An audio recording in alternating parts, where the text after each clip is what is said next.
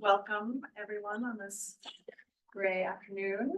I'm Paige Fortna. I'm a professor in the political science department here and director of the Saltzman Institute of World Peace Studies, and we are so thrilled to welcome back one of our own, Dipali Mukhopadhyay, a longtime member of the Saltzman Institute. She's now relatively newly associate professor at Johns Hopkins SICE.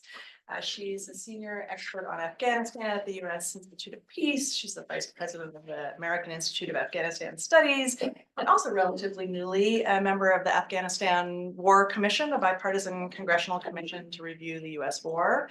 I'm not going to go through her impressive CV and her very many wonderful academic and policy publications, because we are here today to hear about one of them, hear about and celebrate her second book, co-authored with Kim Howe, Good Rebel Governance, Revolutionary Politics and Western Intervention in Syria. This is a long-awaited event. We were supposed to do this in October, but COVID intervened. So we're thrilled to be doing it now. And Dipali will say a little bit about the work, the book to get us started, and then we'll have a discussion with this illustrious panel. So to Dipali's left, Lisa Anderson, who needs no introduction in this building, the James T. Shotwell Professor of International Relations Emerita and a former Dean of SIPA. To her left, Jean-Marie Guéhenno, Director of the Kent Global Leadership Program and the Arnold Saltzman Professor of Practice in International and Public Affairs here at SIPA. On Zoom, joining us, welcome, Yasser Munif, Assistant Professor of Sociology at the Institute of Liberal Arts and Interdisciplinary Studies at Emerson College. And to my right, Jack Snyder, the Robert and Renee Belfer Professor of International Relations in the Department of Political Science here at Columbia, and an even longer term member of the Saltzman Institute. So I'll join in the conversation at some point, but I just want to say how much this book has influenced my own thinking and writing on issues of rebel legitimacy. And so not only to have my dear friend and Saltzman member back, but also to talk about this wonderful book. So Dipali, take it away. Thank you so much. Is this on? Yeah, okay. Well, I'm very overwhelmed to be back in my old home at Columbia with some of my best teachers and mentors and colleagues and friends, and to see students here and people from my family. It's a very moving thing to be back. This book, I conceived the idea for this book while I was on the faculty here, and it benefited immeasurably from many conversations with people in this room. And so I also want to thank Yasser Munif so much for joining us. We haven't met before, but his work is brilliant and really important on Syria, and I compel it to you. So I will just, it's hard to summarize a book in 10 minutes, but I'm going to try and do that and tell you a bit about what motivated the book and what we found, and then look forward to hearing from my colleagues. So in 2011, a revolutionary uprising erupted in Syria, and students, doctors, lawyers, judges, and soldiers across the country rose up to articulate a new vision for their political future. Meanwhile, Syrians in exile gathered over the border to construct an alternative to the Damascene regime. Rebels overran government positions across the country, and local councils emerged in hundreds of towns and villages. These sites of resistance produced new clusters of public goods provision, participatory politics, and more and less radical forms of law and order. Now, as Syria began its internecine descent, there remained settled deep within the spirit of modern foreign relations a conviction that the West could and must shape the internal politics of faraway places. And so despite the collective fatigue of the post-9/11 wars, the US and its allies sought to influence events, this time without getting embattled themselves. The provision of support to select proxies became the instrument of choice to prepare for a post-Assad Syria, to deliver much needed aid, to stem the westward flow of refugees, and ultimately to counter violent extremism. And so this project we call Good Rebel Governance became the latest attempt at intervention of this kind. But more than a decade after the uprising, the Assad regime, while shaken, remains at the helm. Revolutionary rule did not transcend the subnational, yielding instead a fractured collection of insurgent enclaves. What can their emergence, evolution, and demise teach us about how new forms of government and efforts to support them arise and confront their limits during war? That is the question at the heart of this book. Social scientists, most famously Max Weber, have long understood legal rationalized institutions as the bedrock for a state's governing authority. Scholars of rebel governance have described comparable kinds of social contracts that can emerge between insurgent governors and their constituents. And Western aid since the Cold War's end has operated at least ostensibly by a similar logic. But can the Weberian ideal stand up to the harsh realities of war-torn politics? What if the prized qualities of so-called good governance are unachievable, inadequate for, or even at odds with the requirements of those living under the most challenging of circumstances? To explore these questions, Kim Howe and I traveled to the southern border of Turkey in 2013 to conduct fieldwork in opposition-controlled communities in Syria. As is often the case with research in war zones, our methods had to adapt to the circumstances. Having recognized the impossibility of our initial plan, we shifted our gaze to the dynamics unfolding in the border town of Gaziantep. Between the two of us, we completed over a dozen trips to the Turkey-Syria borderlands between 2013 and 2016. A portion of that research became the foundation for this book. And in the meantime, we got to know a subsidiary of USAID, the Office of Transitional Initiatives, or OTI, and a confluence of interests paved the way for our access to several years' worth of qualitative and survey data that they had already collected across more than 24 Syrian communities.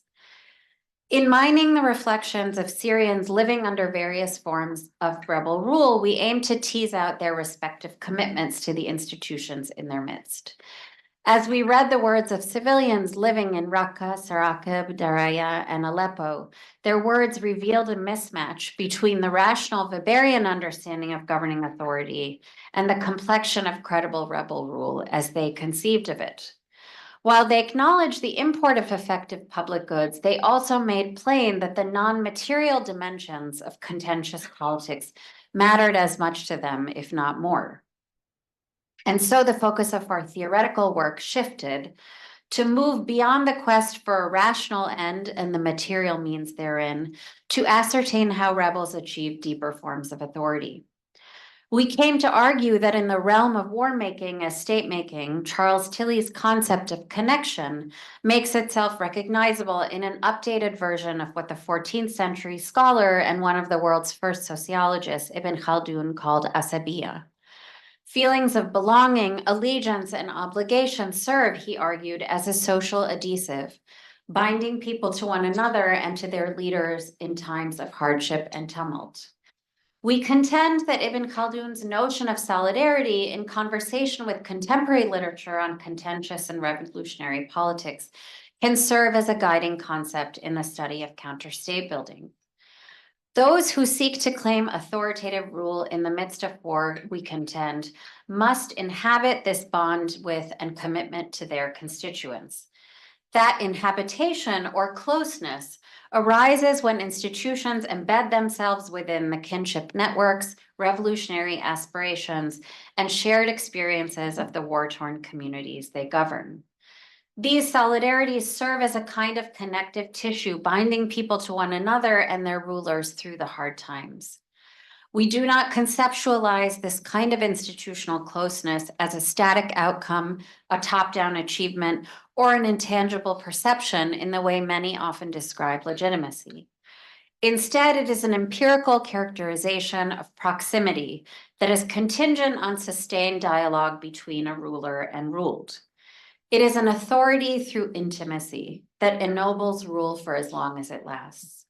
The work of cultivating this closeness does not come at the exclusion of establishing control or capacity, nor can it serve as a substitute for either. But the role connective solidarities play in wartime governance has remained neglected, not only on its own terms, but also as it shapes the management of violence and capital. And when we attend to the non-material dimensions of rebel rule, we unearth the perverse effect foreign intervention had on Syria's insurgent politics, undermining the inclination and ability of these fledgling governors to stay close to their constituents. Those capable of moving the fight forward on the ground had to do a kind of political work quite different from that encouraged by or available to Western donors. Syrians wrote proposals and attended workshops, learning the vernacular of accountability and transparency, but neither did much to advance the bold political project that was motivating them.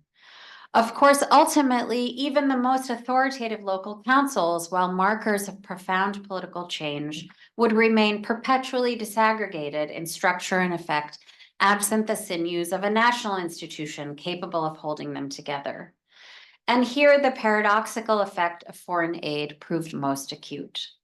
Like many clients of the West, the Syrian interim government, the national opposition institution, confronted the profound and enduring double bind that comes with Western support. Its members had to speak the language of donors and situate themselves in terms that would be legible to those foreigners who had the ability to offer material support and juridical validation. But in positioning itself to meet these goals, the interim government rendered itself more distant than ever from the very Syrian constituents it sought to represent. This is no doubt a sobering place to land. That a case in which significant donor support combined with pockets of indigenously driven institutional closeness did not yield a viable counter-state is illustrative of the extraordinary challenges endemic to governance promotion. It is also reflective of the persistence of imperial logics in 21st century intervention.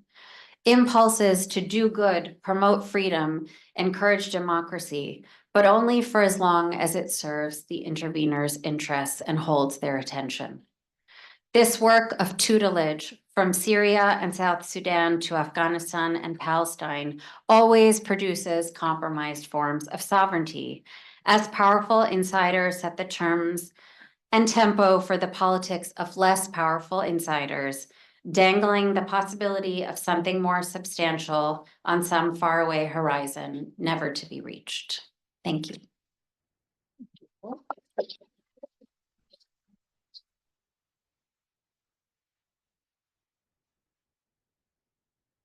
Lisa, let's turn to you first.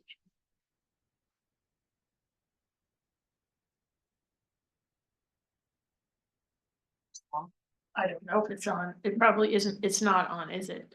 It is on. Okay, thank you. All right, well, I should start with an observation and an apology of a kind. I love this book. I wish we had been able to talk about it last fall, because more of you would have bought it and read it, but better late than never. The apology is that very early on, I was, as the acknowledgements suggest, part of a book workshop in which I suggested that they didn't really need to use Ibn Khaldun. I was wrong. So, Wow. there you go. Let's just stop the event, right? Exactly. So, that's by way of acknowledgement and apology, but I really do think that the use of Ibn Khaldun and his work and the way the Dipali and Kim deploy it is really quite sophisticated, and I'll talk a little bit about that. But I want to start with something which I think is interesting in a kind of larger, much of what I want to say is really about social science and about how we think about what we're trying to understand. And obviously, I'm thinking about it from the perspective of the events of 2011 and subsequently in the Middle East. But I think this is increasingly relevant for many of us in other parts of the world and at other times. One of the things they say on page 38 is that they're sort of problematizing stasis. The idea that we're really kind of the way that the normal situation is calm and regular and predictable. And what we are trying to understand is those moments, those what Tilly calls revolutionary situations, where all bets are off and it's all different. And actually, I think one of the things that seems to be happening as we're trying to explore these events in this region and increasingly, as I suggest, other places, is all of us are actually pretty permanently in a revolutionary situation. We just don't know it. And Mona El-Gobashi has a book on Egypt at this period called Bread and Freedom, which is really similarly this spectacular effort to say the sort of predictability and the sort of search for, scientific law, if you will, is a fool's errand. We shouldn't be trying to do that. We should really be trying to understand things in their contingency, and that in fact, that is what we should be studying if we can figure out a way to do that. So I've thought that we really do need to be thinking like quantum mechanics, that things are particles and waves at the same time. Things are, kind of coups and not coups at the same time, or whatever our kind of labels for things, that we need to be much more agile in how we describe things, moving away from labels to thinking about practices, which is essentially what you're also doing here. So what's interesting in part about this book is that I think it reflects a growing sense that we need to be thinking more about circumstances in which Weber, his typology of regime types really doesn't get us very far. And I'm, as I used to say, and I suppose I may again say, if I had a tattoo of a social theorist, it would be Weber. But you don't.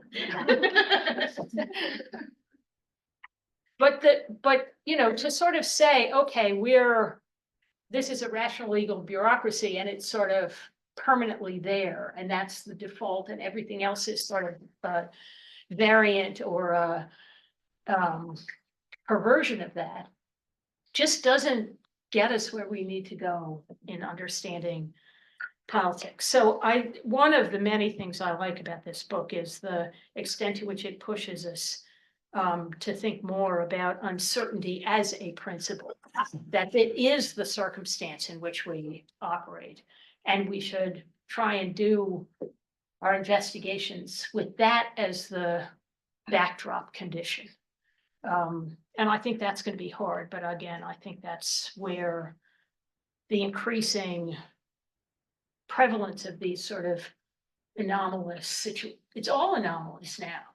And any American should be able to recognize that this is not regular, ordinary, predictable politics, even here. And if it's not here after 200 and whatever years it is, then presumably it's not anywhere. And I think that's part of what the social science on the uprisings in the Arab world is beginning to give us, is a different perspective there.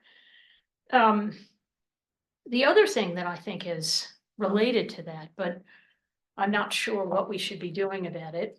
And this is where I think the deployment of Ibn Khaldun is particularly interesting, because Asabi is important, and I don't dispute that part of the analysis, and I'll come back to that in a minute.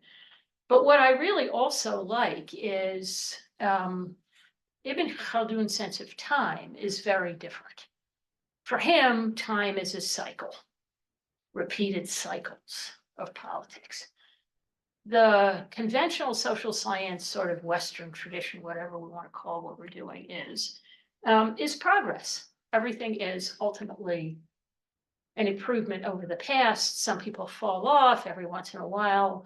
You know, there's a little bit of backsliding, but even that's the way we talk about it. You know, democratic backsliding, as if there's a past and a future, and some people have fallen into the past by mistake, but presumably they're on the way to the future. And I do think that also is something we should be much more self-conscious about, that that's the way we're characterizing the world, when one of the many wonderful things that Ibn Khaldun does for us is to say, no, well, here's an alternative way of characterizing the world. You don't have to agree with that any more than you have to agree with progress, but there's nothing, if you will, God-given about the idea of progress. There are a lot of ways to understand time and understand change and so forth and so on. So that I actually think you know, kind of help us remember in a way that we should be more alert to. And maybe finally, I'm going to revert to my Weberian self. So much as I want to break out of all this, and I want us all to be in a revolutionary situation all the time, and I want us to be thinking about cycles instead of unidirectional time, it's hard. So I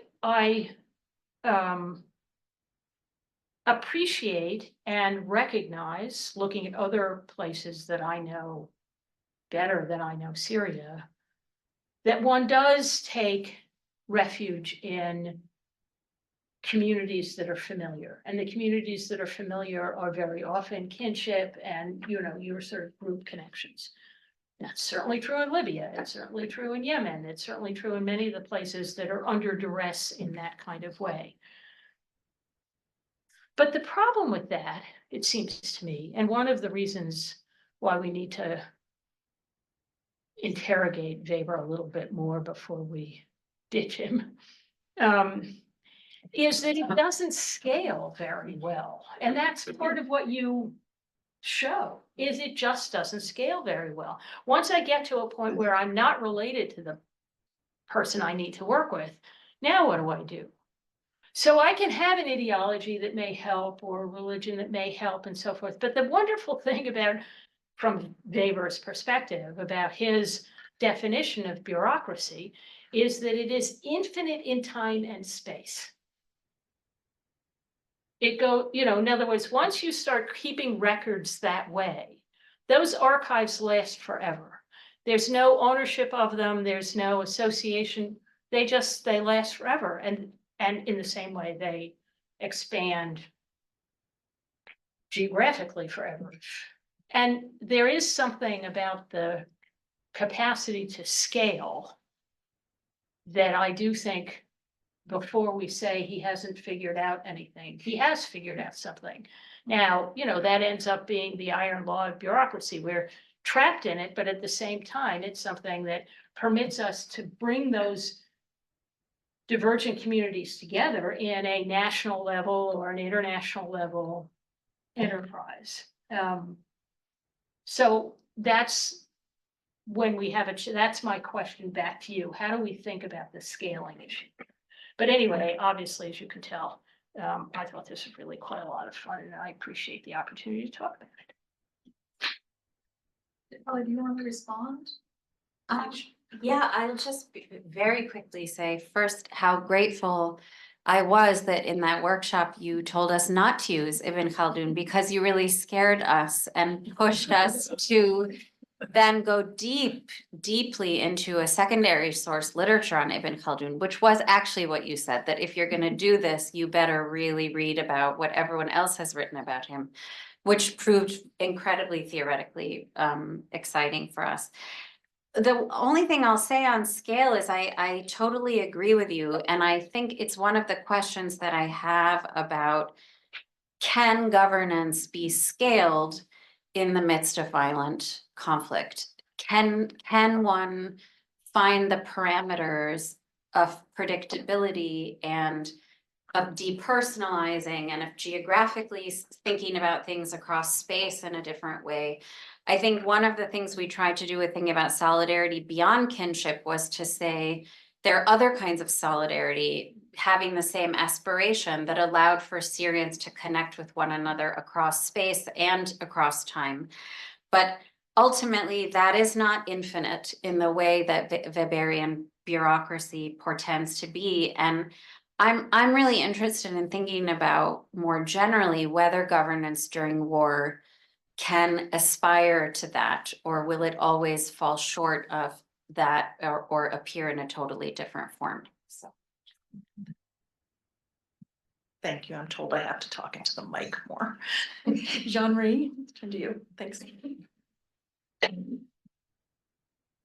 Thank you. I too was really excited by Deepali's book. I think and my first point is very close to what was just said, in the sense that I think this book is incredibly topical, because the abnormal is the new normal, so to speak, in the sense that the question of legitimacy, the question of what brings the human community together, what breaks it, is a question for all our societies. And the kind of situation that you encountered studying Syria is something that you will find in ever more numerous contexts. And also, I think, on a more narrow definition, we see that wars have a tendency to become never-ending wars. So the situation that you describe is going to become an ever more familiar one. We talk a lot about Gaza. I think people who think about Gaza in the future, this is one of the books they should read, actually, because that will help them think of the complexities of what will bring people together. The second thing that really interested me as a former peace builder, so to speak, is how you destroy the whole enterprise. In a very former, otherwise he would say he's still doing that. And you do it very effectively, because it's true that I think the assumption behind a lot of peace building effort, the UNDP, the UN, etc., is a very much a Weberian assumption that you provide services. Well, you ensure security, you provide services, and everybody will live happily ever after. And if on top of that you have elections, then it's a perfect world. That is the vision that remains the implicit vision of most international intervention, whether they are UN or not UN. And you destroy it very effectively. And I think you raise points that should make us all think about the power of money. The power of money as a big magnet that reorders networks, that reorders chains of legitimacy and allegiance. And so we tend to think, oh, we didn't spend enough money in this country, in that country, we're short of funds. If we had spent more money, we would be so much better. I've come to the conclusion that it's the opposite. I'm not going the sort of the Bisamoyo way, because I think that's a bit demagogic to say, oh no, all that money is wasted.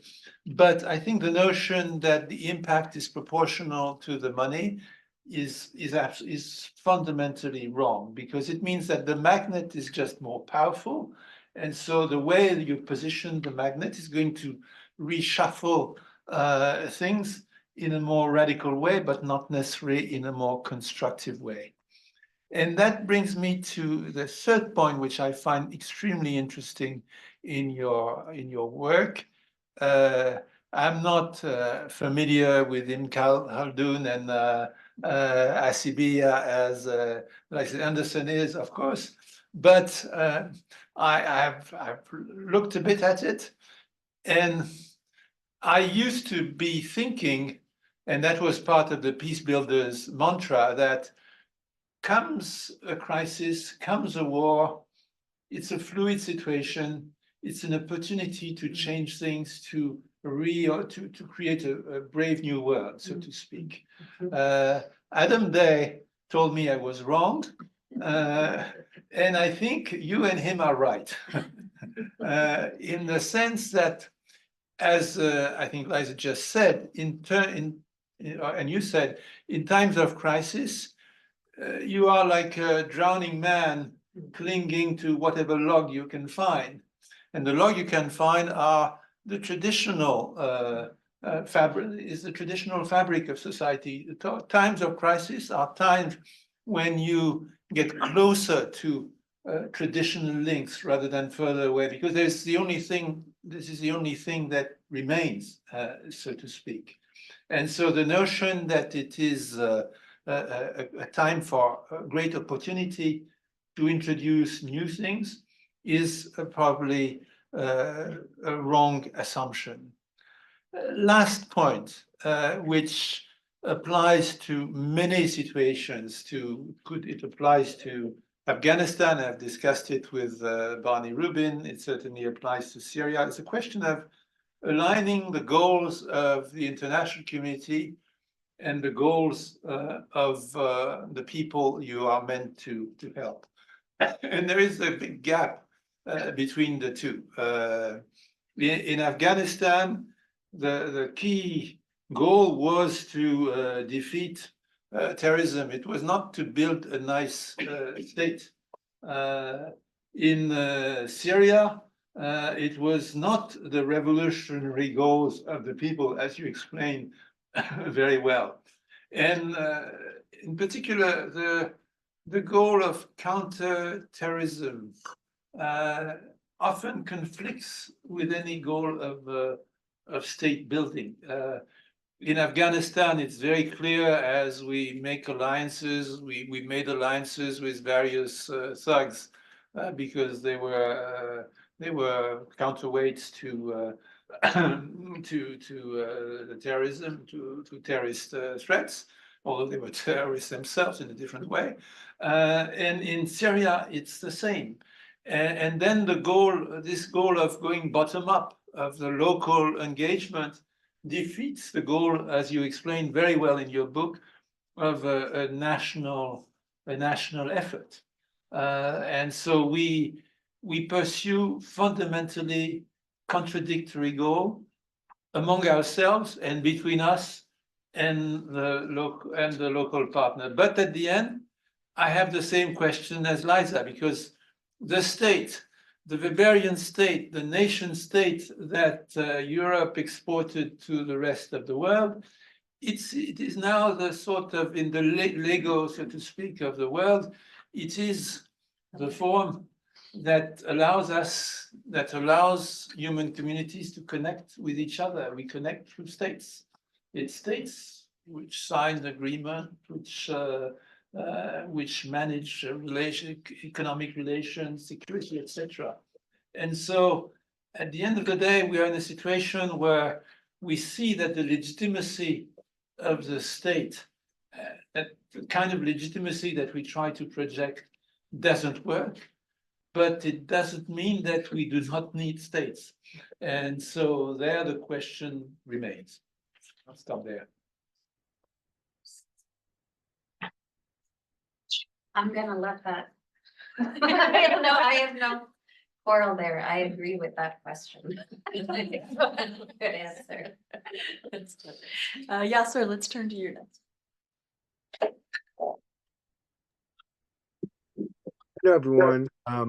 Thank you so much for inviting me to this panel. It's really an honor to participate and a pleasure to discuss good rebel governance. I really enjoyed reading this book, and it was really refreshing to see a study that takes the grassroots, the micro-political seriously. And it brought me back to the early days of the revolution and the beautiful revolutionary moments. I spent several months in northern Syria, a lot of the sites that you write about and study. And the book does an outstanding job looking and examining the Syrian revolution, and I think it makes important contribution to growing literature about Syria and the Syrian revolution. It challenges many of the taken for granted narratives about the liberated areas in northern Syria. And I think it's also an important contribution to the Middle Eastern studies. I would like to discuss mostly 3 points, and I'm not an expert. I think my colleague know much more about Weber and Ibn Khaldun, but my remarks are going to be a bit more general.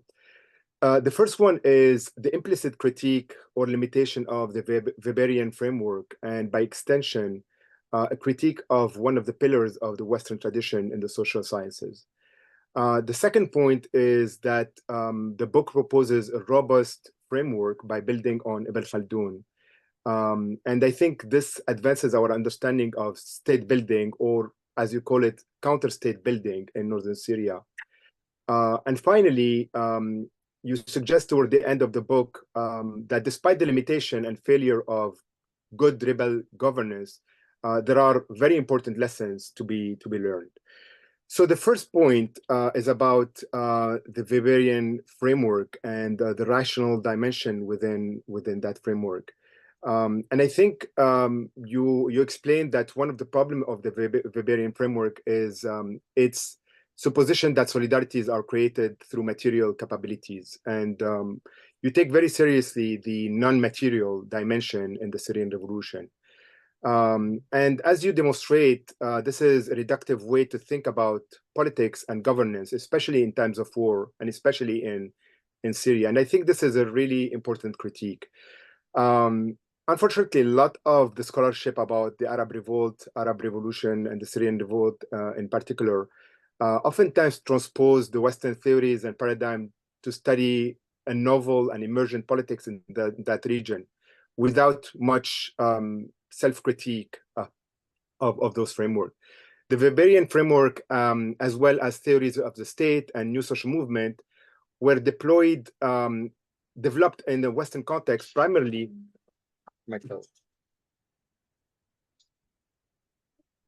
Sorry.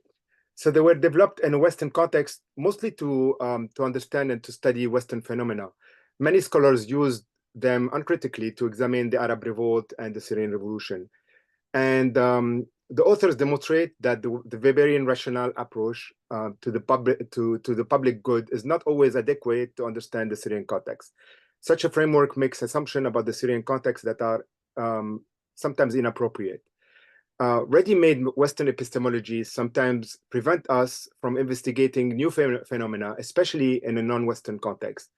And the Syrian revolution, I think, challenges us to question certain assumptions in the ways that Western knowledge is produced. And I think this book is really good illustration of that. The second point is about the deployment of the Khaldunian framework, and more specifically, the concept of solidarity or asabiya. And as you demonstrate, it's important to center the Western epistemologies. And so you question the Weberian perspective about material capabilities, and instead you propose the Khaldunian non-material notion of asabiya, a mutual understanding that holds people together. The formation of collectivity and solidarity, especially in a difficult context such as time of war. Asabiya provides mutual aid and cooperation, a foundational concept in the context of Syria. Ibn Khaldun provides a new lens and tool to study the Syrian revolution, and I think you oftentimes, again, not an expert, but I think oftentimes you use it in creative ways. Asabiya is used as the building block to investigate the liberated cities such as Saraqib, Raqqa, and Aleppo. And these building blocks, I think, allow you to explore and provide new possibilities of investigating and reading the Syrian revolution. And you show that solidarity or asabiya can be adjusted, removed, relocated, redeployed as needed. It's not a rigid concept. And in that sense, I think it's productive to explore what's happening in those liberated cities where people, actors are trying to build institution, states, or counter-state. These dynamic configurations are important because they allow you to investigate the revolutionary process and spaces from below. They avoid the rigid implication of sometimes the Weberian framework. And the rich empirical chapters are meticulous and fascinating. Chapter 5, I think, to 8 or 8, yeah.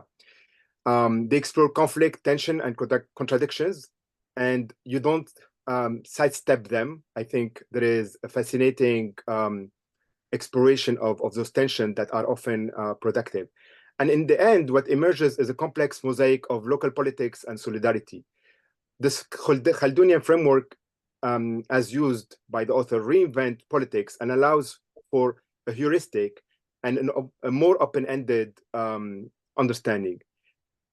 And again, it avoids some of the problem that could emerge with Western epistemic imposition that some authors that wrote about the Syrian revolution or the Arab revolt sometimes bring and transpose to that region uncritically.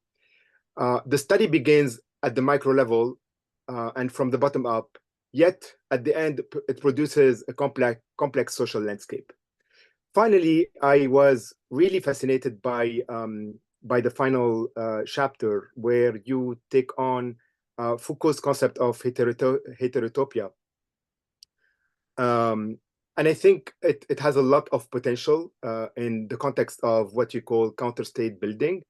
Heterotopia, as Foucault explains, allowed for, again, contradictions, tensions, incompatibilities, and you show how those contradictions among actors who operate in the same spaces can be oftentimes productive. They don't necessarily have the same worldviews or politics, and yet they have to work together and they produce interesting, oftentimes non-material outcome. Heterotopia is a space where the real and the utopian meet and intersects to produce new possibilities. In a certain way, this is the story of Saraqib, where conflicting modalities and politics coexist. The Syrian revolution created spaces of experimentation, such as Saraqib, and these sites showed that other ways of doing and being are possible. They demonstrated that a post-Assad Syria was possible, even with the crushing of the Syrian revolution in the north and the massive scale of the destruction and the violence. And I thought that overall, the book pushes back against dominant narrative about the Syrian revolution, where local actors are often silenced or denied any form of agency among many of the books that were written about Syria. And in that regard, I think the book is important because it opens new spaces and it provides a creative engagement with Ibn Khaldun, which is, I think, very, very refreshing. I have a question about scale, but from a different perspective. I thought that the book shows that actors deployed effective forms of solidarity in Saraqib, where you show that there is a form of good governance. That didn't necessarily happen in the same way in Aleppo. And there are obviously many reasons for that. But do you think that scale is one of them? The idea that certain politics is not necessarily scalable in a big city like Aleppo. The type of solidarity that emerged in a small city like Saraqib could not necessarily, be transposed to a place like Aleppo, where there are maybe more tension, conflict, what have you. And thank you so much for a wonderful book. Thank you so much, Yasser. Let me try on this question of scale, which I'm really interested in. I mean, one of the challenges about writing about the subnational, which I wrote about the subnational in my first book on Afghanistan as well, is that once you drop below that, you're talking about very different sized communities, in some cases, a collection of neighborhoods or a suburb, in other cases, a whole town. And I think it's a really important question, how much, and it sort of comes back actually also to the comments Jean-Marie and Lisa made about this question of how do we scale up these models? I think what we argued in Aleppo was that there was contestation of a violent kind between all of the different factions that opposed the Assad regime in terms that could not have allowed for a scaling of institutions. So there was the macro conflict, but then within the city, there was a kind of conflict that also existed that basically eliminated in people's minds, their recognition of the Aleppo Council that we studied had real limits as a function of that violent contestation and a sense that this council could never really be in charge. Now, it's hard to know which comes first, right? Was there such a plurality of political projects and allegiances and affiliations inside Aleppo that we were never going to get to a place of control over violence? Or was the contestation actually pushing this fragmentation further? And I don't know the history of Aleppo well enough to be able to say, but I think this is a similar dynamic that reminded me, and we talk a little bit about what happened in Kabul in the 1990s when different factions had control of different parts of a neighborhood. And here, part of what we wanted to do was really draw to attention the limits of what solidarity can do so this was not a project that was trying to say solidarity solves all problems, and if we only attend to it, then we can begin to understand how revolutionary governance emerges. In Aleppo, this contestation over violence, in Daraya, this besiegement producing conditions of starvation. These are conditions that are material, that are limiting conditions on what solidarity can do. And in some cases, they allow for innovation in one way or another around those non-material connections. But again, we were just constantly struck by how many constraints there were on the possibility to build something bigger that was sustainable. And Aleppo revealed that as much as anywhere else. Jack, thank you. Yeah, I'm going to stick on the subject of scale for a while. DePauli talks about local solidarity, and I want to think about how that fits into the larger picture of authority, order, and disorder. So DePauli uses the great sociological historian Charles Tilly to set up some of her framework for the book, using the device of the 3 C's: coercion, capital, and closeness. The third C is one that Tilly borrowed from Ibn Khaldun.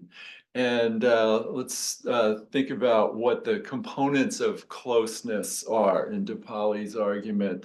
She lists 3 forms, and it turns out that some of those forms of closeness, which are supposed to be producing solidarity, can also be divisive and lead to identity politics problems. So the first form is family lineage and clan. And even within a fairly small community, that's a recipe automatically for some divisive cleavages. The second one is religion. And it's certainly the case in some of these places having a common religion that, for example, is something that cuts across ethnicity and can bind different ethnicities and clans and tribes together. That can be a uniting factor. But as we know, if the religion or the sect within the religion is not the same, then that becomes a divisive factor. The third form of local solidarity in the community is the solidarity of face-to-face reciprocity, which does seem to have a logic that's inherently inclusive. You have a strong incentive to get along with people that you deal with every day. And for me, the question is like, what are the conditions that allow that logic to hold sway? Does the larger structure of power and authority on a larger scale come down to the local level and enable that to work? Is it some kind of an isolation from the complications of that larger scale? Or do you have to have in the background a common religion, or somehow clans that have worked out a way of getting along in order to enable this community reciprocity to work? So getting back to Chuck Tilley, it's interesting that his greatest work was on the early modern period in Europe, which is like the Middle East today in being a situation where the existing political units were mismatched with the cultural identity units. And the remaking of those political units in a way that kind of homogenized all of the three C's was what Tilley wrote about. War made the state made war, you got your bureaucracy and your power structure, and the people running the power structure realized that they needed to bargain with the people and include them in the political process so that they would agree to be taxed, agree to fight the wars. And Chuck Tilley's student, Dan Nexon, our PhD, said, oh, and by the way, these were wars of religion that had the effect not only of creating a nation, but homogenizing the culture of the people within the nation as a result of religious forms of ethnic cleansing. So they fixed the problem of the mismatch of political units to cultural identity, but they did it the hard way. And it took a really long time, a lot of centuries, basically down until the end of the 20th century.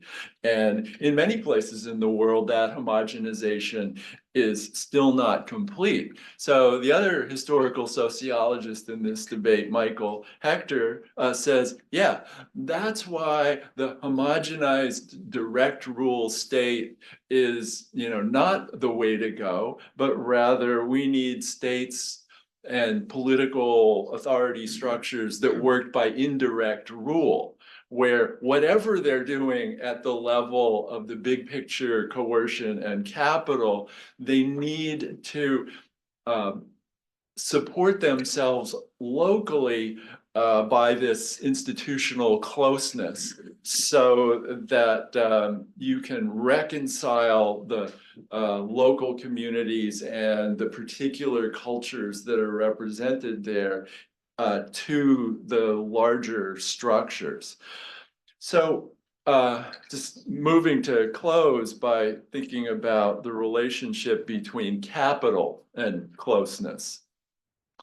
So the problem with capital and closeness is that in traditional societies, and maybe even in not so traditional societies, the tendency when capital and closeness get too buddy-buddy is that they wind up producing systems that are based on patronage, nepotism, in-group favoritism, and what we would call corruption, which is the exact opposite, of course, of what Lisa's friend Max Weber and Emil Durkheim were talking about when they described the basic nature of modernity and economic development, namely impersonal social relations constituting modern markets that led to success. And but this was tried in the Middle East in the late 40s, the 50s, by the Pan-Arab movement and by civic, secular, often socialist regimes that tried to copy the kind of modern states that Chuck Tilley was describing the emergence of in Europe. But people got fed up with those states because although they had bureaucracies, they weren't Weberian bureaucracies. They were unresponsive and corrupt. And as Mark Juergensmeyer points out, they've turned to a religious state-building nationalism instead of the European model. So there are a variety of ways of shuffling the pieces of state, nation, cultural homogeneity or diversity. And you know, the take home from how that shook out in Europe was that it took a really long time and it was horribly costly and involved huge amounts of violence in the shakedown down to, you know, our own lifetimes. Say one thing on that. I'm really glad, Jack, that you put the argument directly in conversation with Tilley. I was just saying to Barney earlier today that I was lucky enough as a PhD student to have one conversation with Charles Tilley about my previous book, which was also very theoretically informed by his work. And I said to him, I want to take your arguments about early European state formation to Afghanistan and then the contemporary period. And he was amused by that, I think, and he was also worried about it because he said the biggest difference between the story that I told, the period in which the story I told happened and the current moment was the existence of an international system that imposes and restricts the kind of homogenization process that you were just describing, Jack. And so the idea, for example, that let's say the Al-Qaeda affiliate in northern Syria could have continued a process of state making, war making, and consolidation, given its various advantages, and expanded to whatever natural equilibrium it could, was impossible because that was the moment in which the US and its Western allies said, this cannot be the Syrian opposition.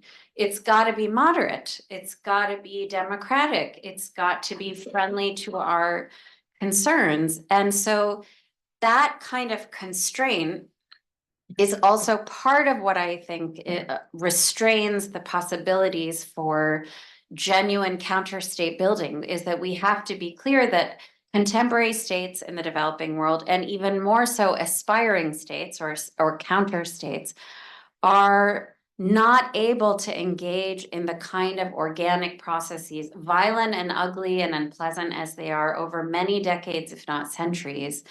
What they are doing is being constrained and controlled within a system of already powerful states that make the rules and make the decisions.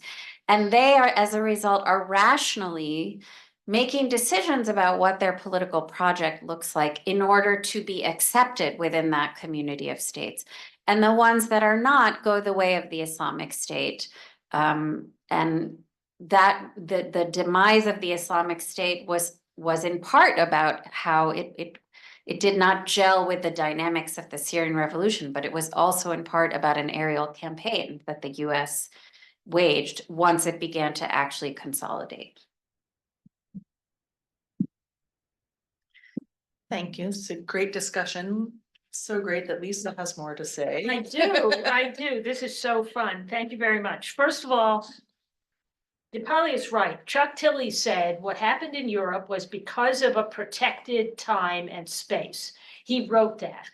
So if you read the end where he talks about, does this apply in the third world? He says, I don't think so.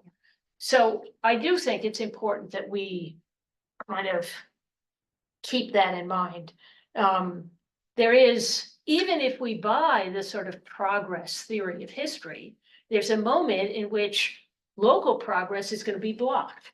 by the fact of the international system and the constraints that imposes.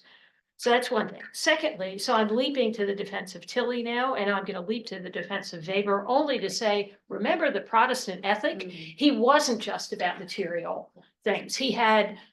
That was part of what he was trying to do, is say precisely what you were talking about is important, although I don't think he knew any better than any of the rest of us how to do that.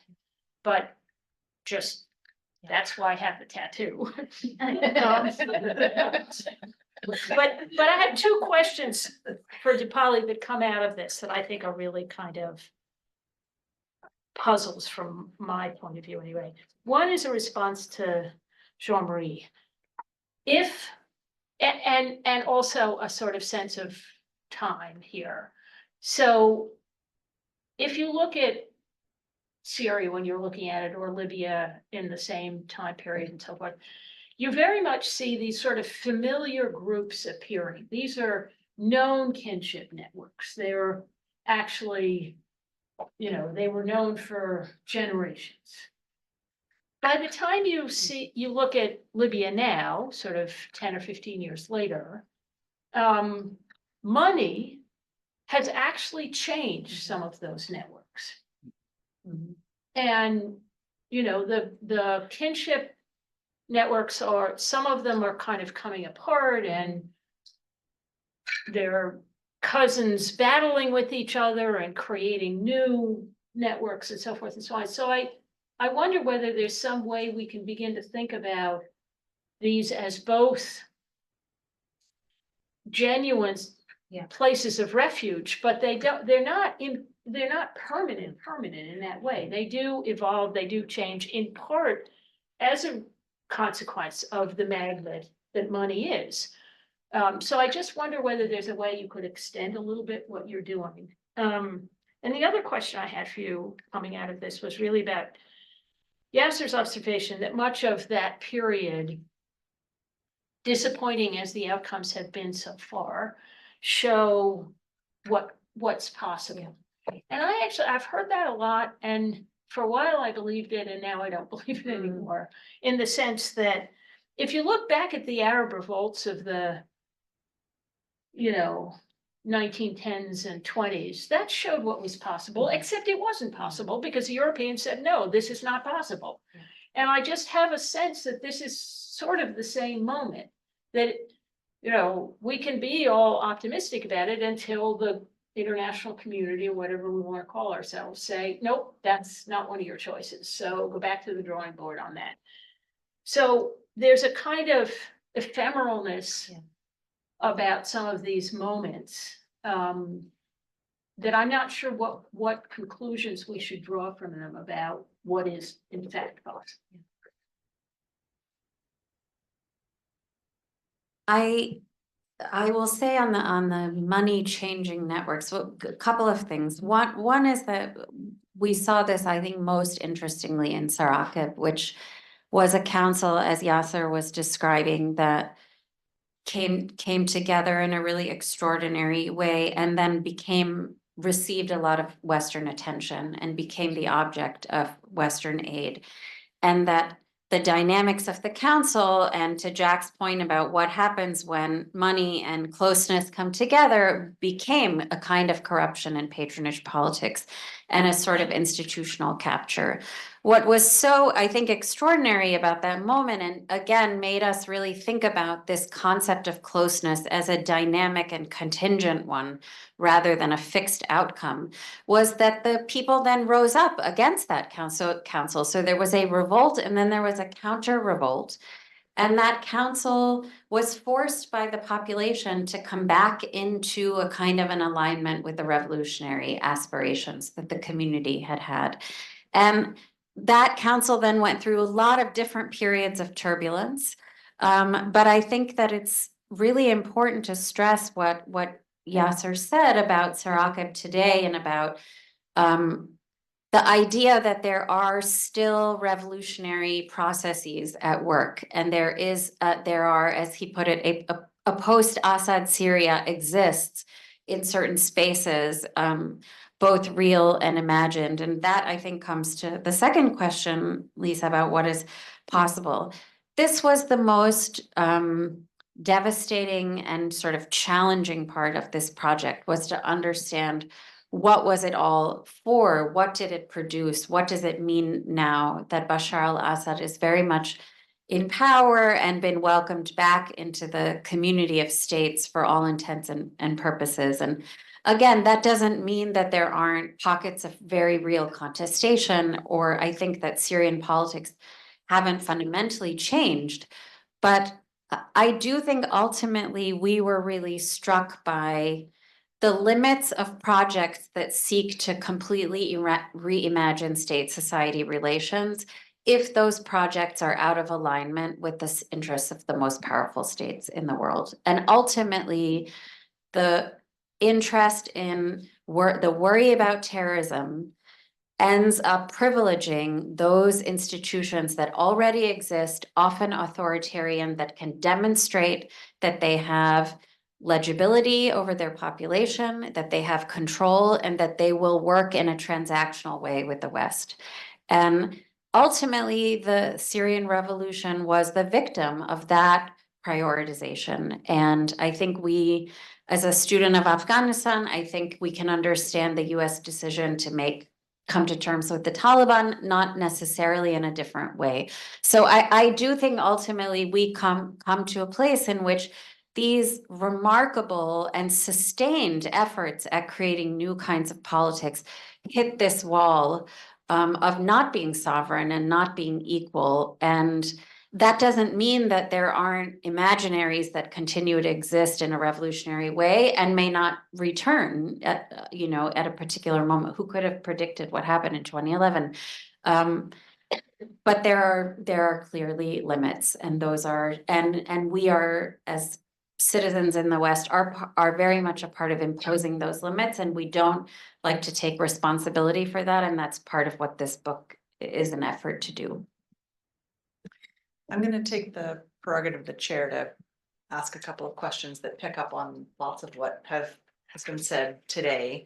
And one piece was I first started writing the question while Jean-Marie was speaking, and then but it resonates with things that others have said. So I want to push back a little bit on Jean-Marie's disillusion with the idea that a conflict and a crisis can sometimes be an opportunity for change, because I think if we think about conflicts over a long time period and all around the world, there are lots that do, change does come out of them. And I think here I'm going to use something else Jean-Marie said to push back against Jean-Marie. I mean, I think part of what happened here was the misalignment of the goals of the international community with local goals. And so what that leads me to, and picking up on some of what Yasser said about kind of heterotopia and new possibilities, is whether you think that the components of connection and solidarity, kinship, shared aspirations, shared experiences, are fundamentally conservative in the sense that Jean-Marie was talking about them, that in time of crisis, you look to the familiar, you look to the local, to the small, to the way it's always been, conservative in that sense, or whether they can actually enable change, and if so, why might they do one sometimes and not others? And then we've talked a lot about this question of scale and scalability, and I've been thinking about the case that I know best and for which your argument has so resonated, which is the Tamil Tigers in Sri Lanka, who managed to maintain a sense of connection and embeddedness, and these are our boys, and all of those kinds of things that come through in your interviews, came through in my interviews too, in a very different context, but over a much bigger scale. I mean, Sri Lanka is not a huge country, and the Tamil parts of it are only part of it, but bigger than a town, bigger than, there was a scale beyond people who knew each other face to face or were closely related to each other. And so thinking about that, I mean, there were some other things going for the Tamil Tigers in this. The leader was quite charismatic. I think the issue of suffering together and the heavy-handed response of the of the government, of sort of being under bombardment together. And I think that, for me, I think is an important lesson for what's going on in Gaza now. But the question it leads me to about your argument is whether you think these three components of closeness, kinship, shared aspirations, because the Tamil Tigers, that there was a shared aspiration for statehood with the Tamil people, and the shared experience, especially the shared experience of suffering. Yes. Whether those can be substitutes for each other in some way, or whether if you have more of some of them, you don't need quite as much of the other ones, or how that relates. And then ending with a comment that I think picks up on what you were most recently saying, that noting that all of the examples we're talking about, Syria, other countries that went through an Arab Spring, and sort of the disappointment about the outcome of that, the Tamil push for secession, have all failed. And whether, does it always fail? Are there examples where it succeeds? This gets back to my first question about whether it can be, something for progress, not in the sense of teleological or linear progress, but something more optimistic. And if so, what might that look like? Thanks. And then I promise I'm going to open it up to Q&A. What a wonderful question. So I think I want to say, I don't think that solidarities are necessarily conservative. In fact, what they all share, the kinship solidarity, the aspirational and the experiential solidarities, as we saw them, is they're rooted in the community and the leaders having the same, right? That's what we mean by closeness. So it's closeness in the sense of these are people with whom we are already familiar. Closeness in the sense that we are moving towards the same goal. Closeness in the sense that we are sharing in the same suffering, but also in the same exhilaration. So one thing that really differentiates, I think, the Syrian opposition leadership from, for example, the Tamil Tigers, or I would say, some of the Afghan leaders that I studied who also were commanders, is that leadership was outside the country, and they were almost universally in our data reviled for thinking that they could speak on behalf of people whose experiences they were not sharing. And the rootedness of that, and one thing that was interesting as we were finishing the book, the events in Ukraine were unfolding, and I think one of the things that Zelensky represents, maybe more than anything else, is what it is to be a wartime leader, through a kind of performance of closeness. And by performance, I don't mean that it's superficial. I mean, in every way, he is the way that he dresses, the way that he meets people, the way that he is always in the sight of the conflict. And I remember Afghan friends commenting on the contrast between him and Ashraf Ghani, their president, who got on a helicopter and fled the country as the Taliban were returning. And that sense of, are you in it or are you not in it? And I think the community can experience that as a conservative sort of retrenchment, or it can be an incredibly, in one of the communities we studied, this was a period in the midst of starvation, of art, creative artistry, of civilian control over an armed group. These were not some return to some conservative past. They were incredibly imaginative and creative and new ways of governing. But the question of scalability then comes because how many people in the midst of the anarchy of war can be having that kind of experience with one another? And how much does the need to get money, take meetings with internationals, get reprieve from the horrors of war, how much does that take you out of the site of conflict? And so, that I think is a real challenge. And when we think about scalability, one of the things Ibn Khaldun said is that religion becomes very useful in this regard, right? Because Islam offered a way of transcending these smaller affiliations into something bigger. And I'm interested in thinking about, how does ideology do that? How does a secessionist possibility do that, right? How tightly can you construct a coherent idea that can allow people, even in the midst of this kind of chaos, to be able to forge something more substantial with one another? I think lastly, I'll just say it's important to remember, imagine trying to do this having come out of decades of authoritarian rule, right? In which the state was in your household, at least in your imagination, preventing you from having the kinds of conversations that would allow you to think beyond the current moment. It's just an astonishing fact to me that so many people did that for so long in Syria under those conditions after having lived under authoritarianism for that long. I now turn it to the floor. Ready? Thank you. Grab a mic.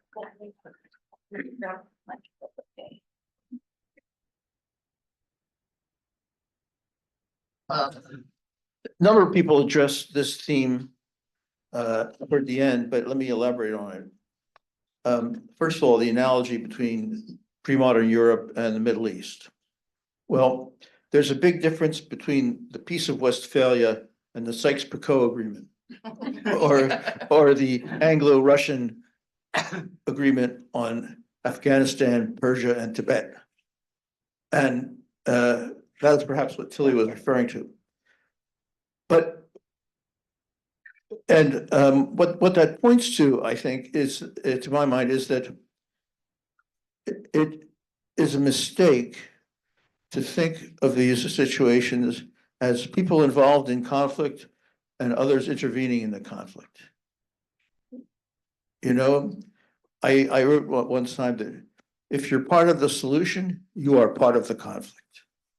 And there's no, so the United States is not like a foreign power in the Middle East. Of course, they're foreign, but there is no Middle East without the United States the way it is now. It doesn't exist. Similarly for Russia, though it's not that important. And therefore, the object of study in this situation should not only be them, but very much us. I know, for instance, when in Afghanistan, one of the commonest things that I heard from Afghans is, what are the Americans trying to do? Just, what are they trying to do? Because whatever they're doing, it doesn't make any sense. Okay, and part of the answer, you can give one answer, is they don't understand Afghanistan. But there, I came to the conclusion it was more another reason. They're not making their decisions. Their decisions are not about Afghanistan. They're about their relations with each other. You know, like the decision to withdraw troops from Afghanistan had almost nothing to do with Afghanistan. And, you know, there's a book that came out, unfortunately, I haven't read it, so I can't tell you what great lessons it has in it, but by Nikhil Pal Singh, called Race and the Longest American War. Because when America goes abroad, it doesn't just go abroad with its Weberian paradigms, it goes abroad with its racism and its racial divisions and its religious beliefs. And even if those are not part of our policy officially, they very much shape the behavior of people on the ground and in relationship to each other. So I would just emphasize that it is a consolidated field of action, which is not divided between those who are acting and those who are acted upon. Let's see if you response to that or take another question. Thank you very much for this talk, and I love this book. I was an aid worker in Syria in a lot of the communities that you wrote about, and I think it does reflect a lot of what I saw. I want to offer a question and a challenge. In some of the communities that we worked in, we noticed the differences between support for the armed group that controlled it came down to more or less three factors. The level to which that community was inclusive, and they were specifically the proportion of which the tribes and the ethnicities were brought in to governance. Secondly, the role of who decided security decisions and what those decisions were. And thirdly, who decided where the money went? And so I'm curious how you would address that observation. And then the challenge is the amount of the flow of the political economy in rebel-held areas in Syria was so strong and so large. I'm curious whether that might have been more the reason that the foreign support did not achieve the aims, because foreign support couldn't pick the winners and losers. In fact, the political economy was doing so. Can you say more? What do you mean by political economy? Sure. So the illicit flow of goods, the fact that goods were coming from Turkey, goods were coming from Iraq. These were not formal borders, but they were still coming. Secondly, there was the migration and the cost of human smuggling. And thirdly, the flow of drugs and arms.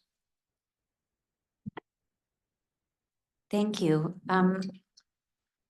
Yeah, I think the three sort of variables that you listed map really closely onto my sense of both the possibilities of what institutional closeness could offer and the limits, right? And so I think it was really important for us to try and understand as exactly what you said, that when institutions were inclusive, that was really fundamental to how people understood whether or not they had authority. They wanted to have authority over them from these institutions, but also that ultimately the who controlled violence and who controlled money also was enormously important. And one of the things that we tried to do in the book was think about the relationship between those things in the way that several of the comments have revealed that. And to also think about the kind of causal logic of aid, that, you know, there is often a sense that aid will do a certain kind of political work, and instead trying to think about the possibility that maybe certain political conditions need to be in place in order for aid to be able to do further work. And so in a couple of papers with another dear friend of ours, Alison Carnegie, who's a professor here, and Adam Lichtenheld, Kim and I explored this in using multiple methods and sort of the full set of data, and found very much that aid was able to do a kind of political work in terms of people's perceptions of it, but only under certain conditions. And that, in fact, the hope had been that aid could actually produce those outcomes when we found actually those conditions needed to be there in order for aid to make much effect. And I think that is not unrelated to your second point about the enormous volume of money, but also of allegiances, of interference, of involvement of so many actors inside Syria.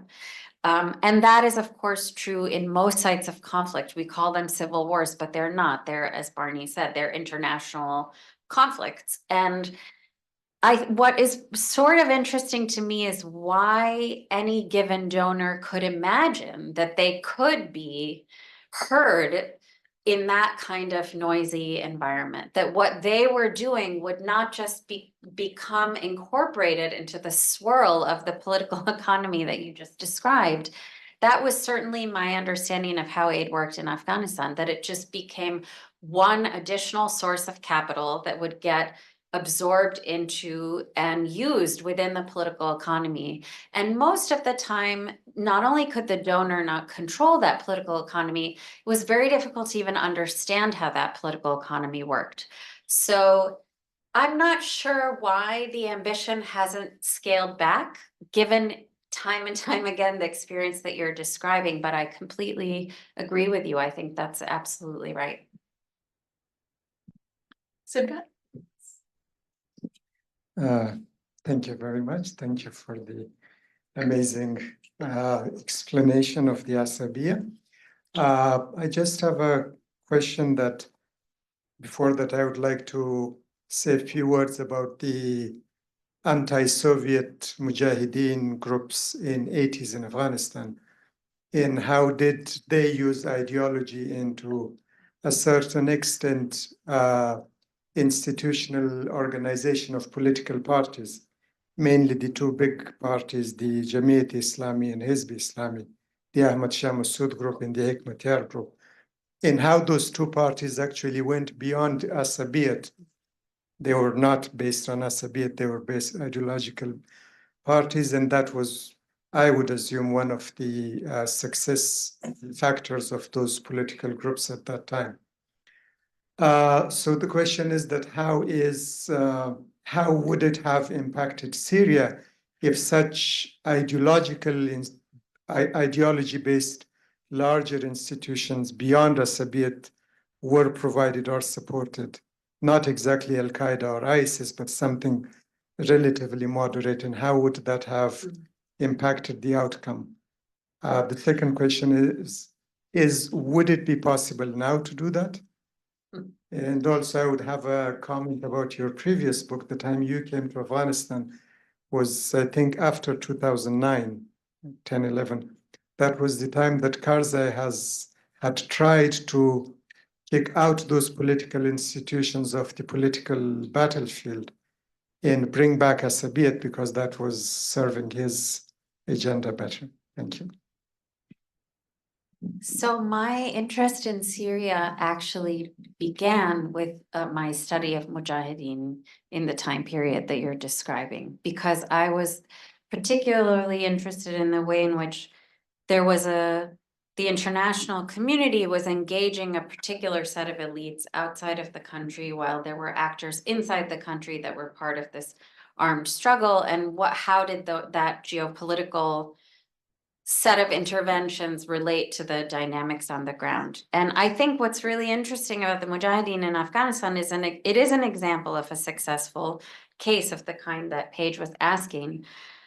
I don't know, though, that I would attribute that to the ideological commonality, because if you look at what happened afterwards, they then turned on one another and the country collapsed back into civil war. Now, there are obviously many reasons why that was the case, but I think the common enemy of the Soviet Union as an aspiration to remove that, to fight that occupation, offered something very powerful as a binding aspiration.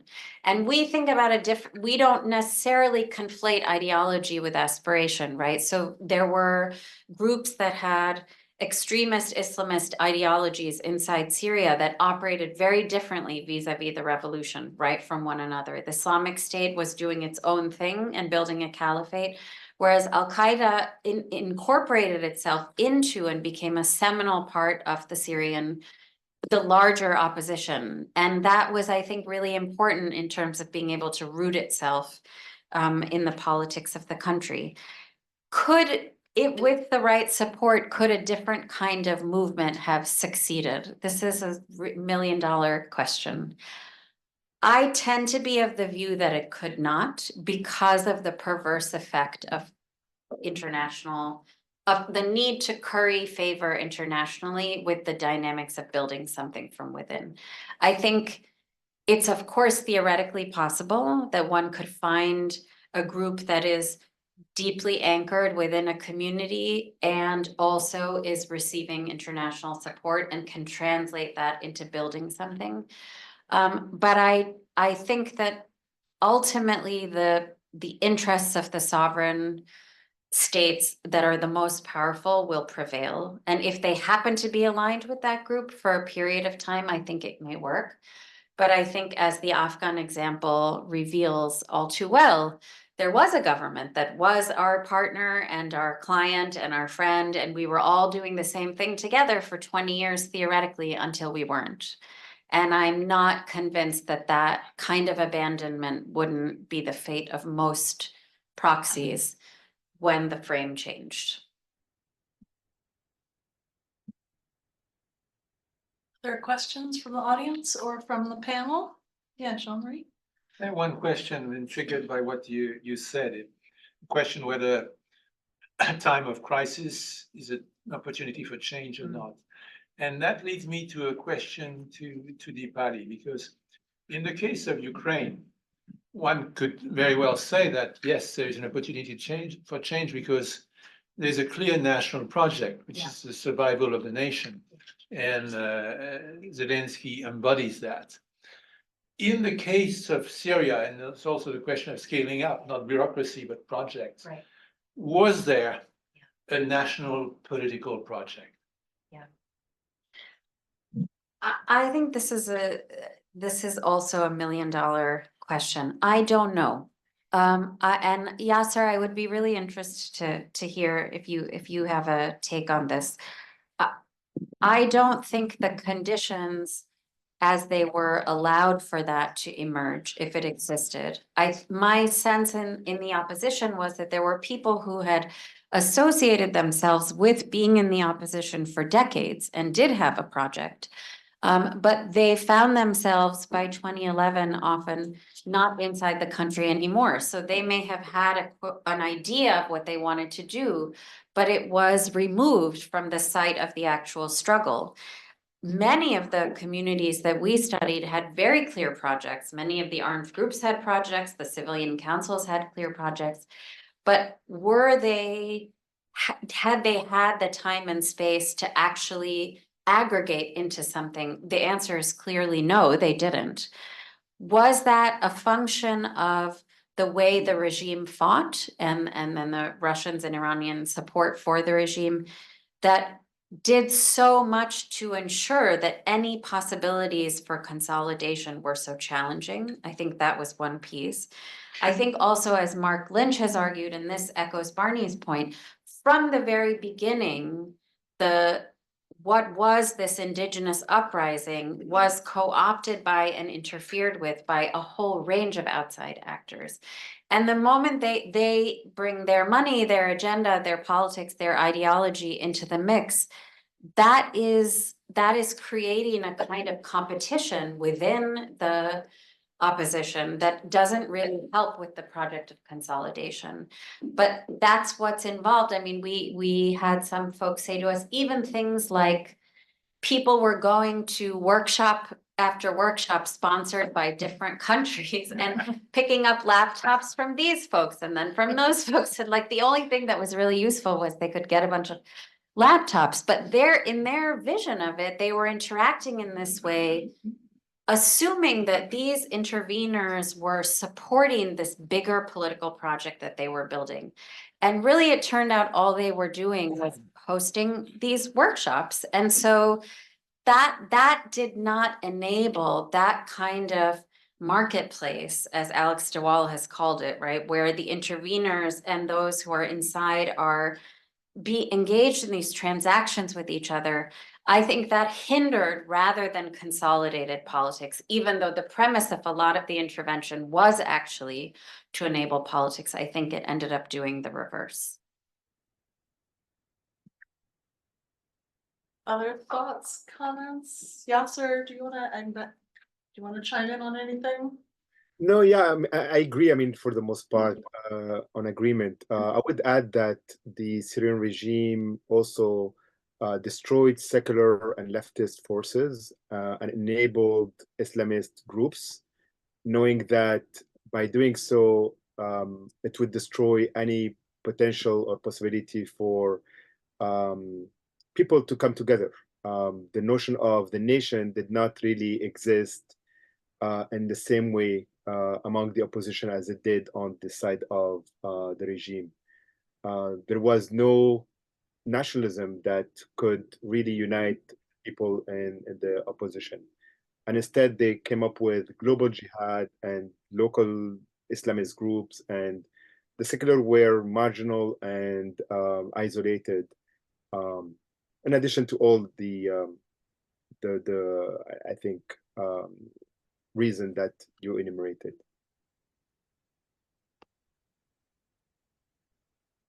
I think, Dipali, we've just outlined 2 new books for you.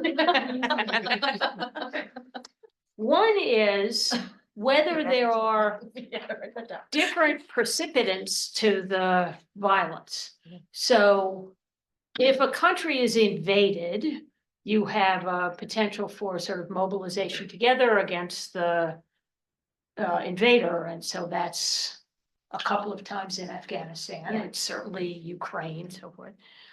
If it's an uprising against an autocrat that has spent decades destroying any kind of common community, then it's much harder. You're not going to see this. So I wonder whether we shouldn't be thinking about these sort of different frames of what produces the conflict that we're looking at.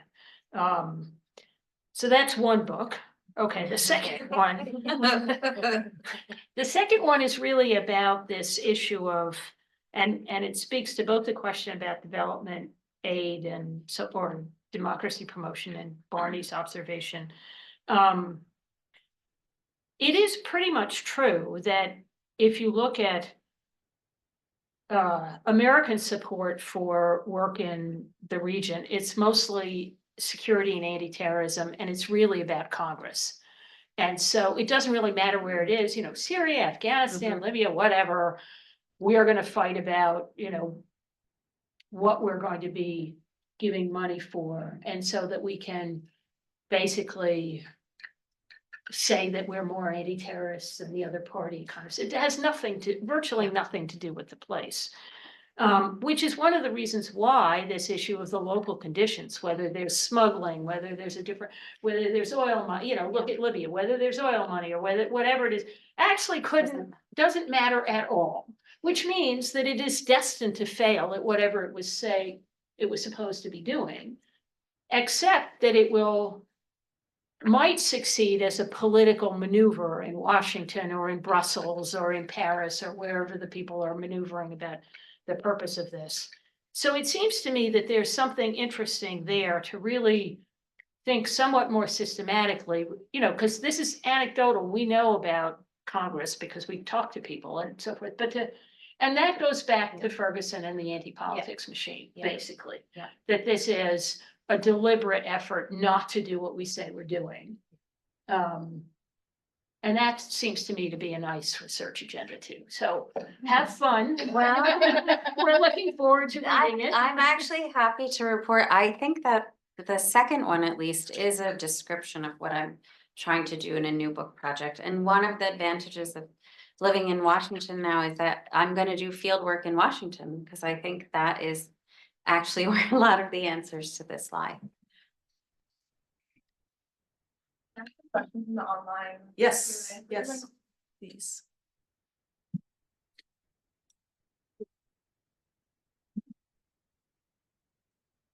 Okay. This person has two questions. First, President Assad controls more than 70% of Syria, and he was welcomed by the Arab League recently. Do you think the Syrian rebels have a future in the Syrian government? Second question, what are your thoughts on Western intervention in Syria? Is it a breach of territorial integrity and sovereignty of Syria and a violation of the UN Charter? I'm gonna pass at least one of those questions to Jean-Marie. President Assad does control the vast majority of territory, but I think I would not write off the possibilities of what is happening in those pockets of the country that are still contested. I also think there's a very strange circumstance that I don't fully understand. Kim, my co-author, I wish was here, could explain better, of the Turkish presence in Syria and the ongoing support and the ongoing question of the Kurdish forces.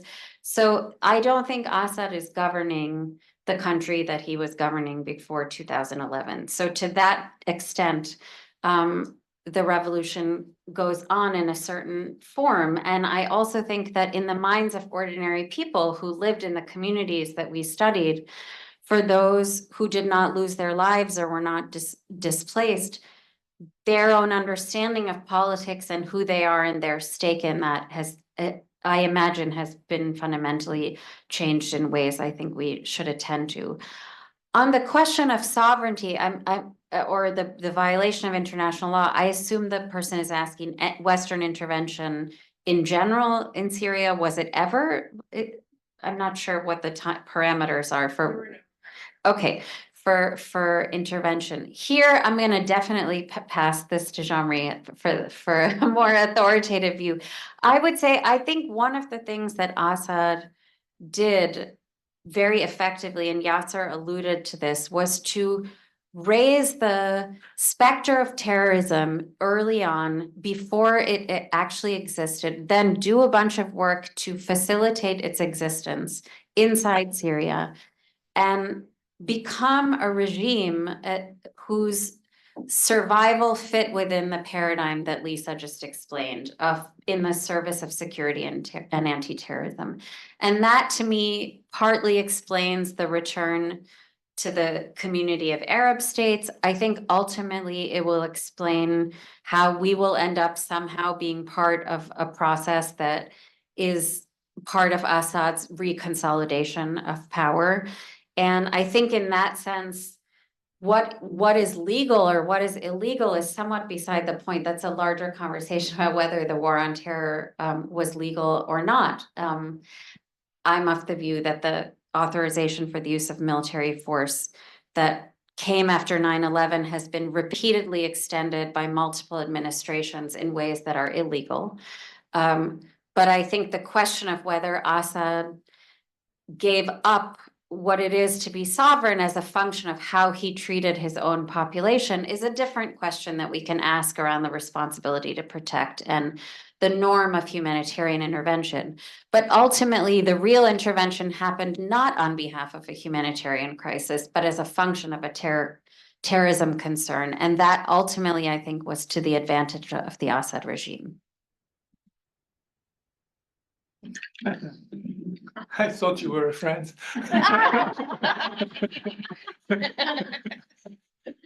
Well, I mean, in international law, I don't think there is any question that if forces into a country without the consent of the government of the country, that's an invasion. That used to be the Russian position, for instance. Yeah. Obviously, they have changed their view on Ukraine. But so you can say that technically there is no legal basis for foreign forces in Syria. Then you can also question the legal the legitimacy Right. of Assad insofar as he does not have effective control on the country. And in international law, you need to have effective control. But that being said, you have a number of states which have a seat at the United Nations where effective control is not there. Haiti today, South Sudan, the effective control is quite problematic. Libya, so there are states, and then at the moment in the Security Council there's a debate whether the state of Palestine should be accepted. Obviously, the state of Palestine does not have effective control, but it can claim that the number of states which do not have much more effective control are members of the United Nations. So it's, in the end, it's a political issue, it's not a legal issue.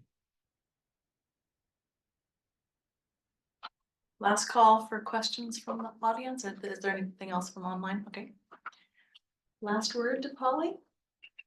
No, I just want to say thank you so much for the wonderful questions and for the incredibly generous comments and thought that were put into the reading of my book. It's very exciting to see your book with tabs in it, which means someone has actually read it, and that's quite thrilling. So thank you for having me and for coming. Thank you so much, Victoria, and Polly.